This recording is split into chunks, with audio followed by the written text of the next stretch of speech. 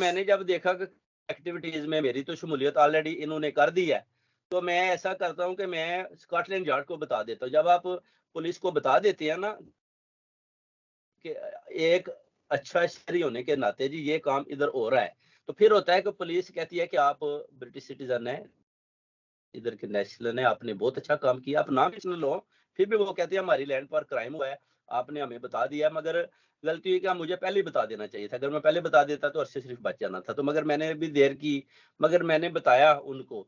जिस बार उन्होंने बोला कि आपने बहुत अच्छा इक़दाम किया तो इंशाल्लाह अब देखते हैं जी कब। अब तो मेरा तो काम था बता देना, मैं तो खड़ा हूँ, मैं तो गवाह हूँ, सच्चा गवाह हूँ, चश्मदीद गवाह हूँ। अब इनका काम है नवाज़ शरीफ को, मरियम नवाज़ को, शहबाज शरीफ को, नासिर भट्ट को, जितने भी ये इन सबको गिरफ्तार करें, इनके इंटरव्यू करें, मुझे भी बुलाएँ, केस को क्रिमिनल कोर्ट में लेकर जाएँ, ज्यूरी बिठाएँ, उधर मुझे भी बुलाएँ।